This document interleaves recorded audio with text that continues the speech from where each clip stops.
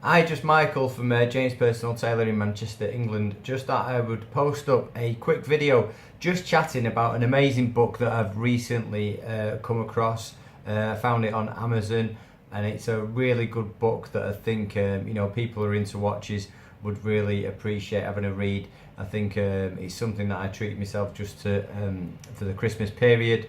I have a couple of weeks off at Christmas every year, and I always like to get a book to have a read through, whether it's going to be menswear related or something to do with cars that I'm quite into as well. Or on this occasion it was just something to do with watches that I come across. Thought it looked quite a cool book and it had some really good reviews online.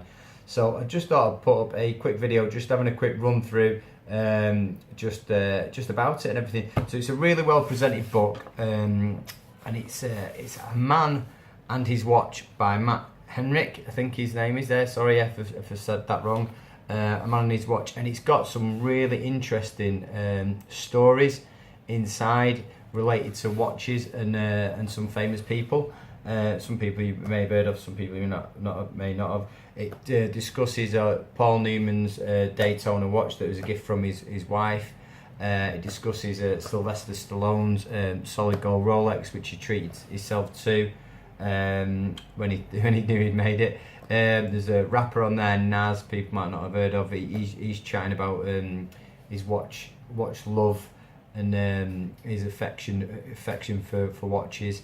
He chats Ralph Lauren's on there. He's chatting about his love for watches.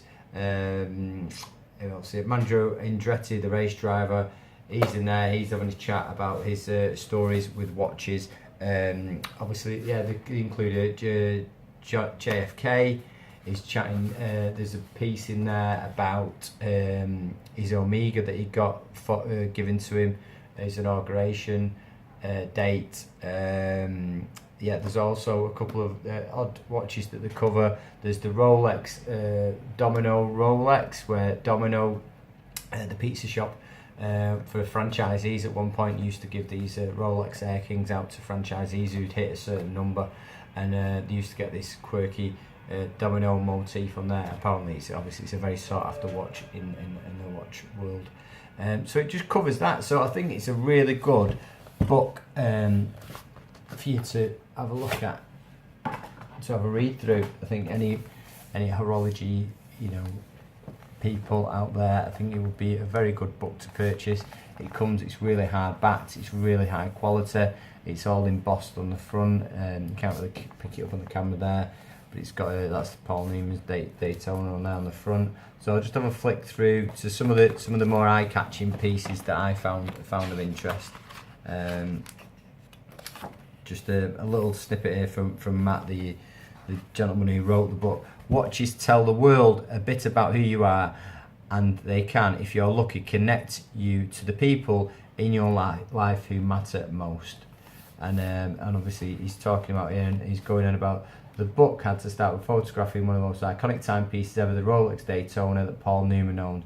This model for many is the watch, an absurdly expensive collector's item that grown men literally spend years hunting for. It is the grail watch for many watch lovers. It was a gift from Joanne Woodward, Newman's wife, and it was a replacement for the first Daytona Woodward gave him, reference 6239, which Newman had given away to their eldest daughter, Nell's boyfriend, in 1984. Yeah, and it talks about that and in detail. And then there's bits in it, Andretti. It talks about the iconic Monaco watch, Steve McQueen, and it's a really high quality book. It's really nicely put together.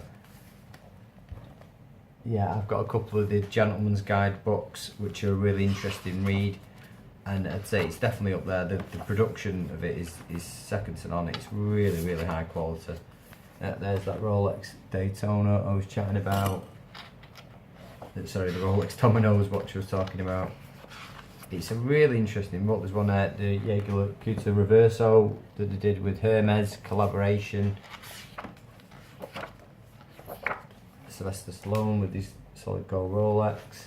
It's a really interesting book. I've not fully read it yet. I'm about a week off at the minute from finishing up for Christmas time, and then I'm gonna read it cover to cover, so to speak.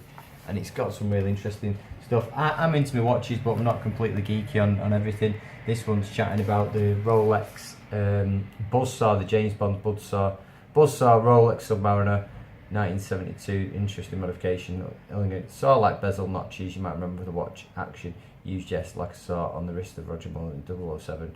1973 James Bond film Live and Let Die. How fantastic is that? It's got some really interesting, you know, it's the stories that I really like. The stories behind certain watches and how people got them and their affection for certain brands. I think it's a very, very interesting book. So there you have it, guys. Didn't want to go on too much, but if you're after a watch book, horology, you know, experts and people getting into watches, I think it's a really good book to have a read of. So there you have. I might do some separate videos just chatting separately about each individual article that I found interesting. But there you have it. Yeah, thank you very much for watching, guys. I really appreciate it. So if you've got any questions in regard to tailoring or anything, have a look on my channel there. I've got some videos on there just about menswear and about suits, alterations and bespoke suits as well. So yeah, thanks very much for watching, guys. Appreciate it as always. Yeah, thank you.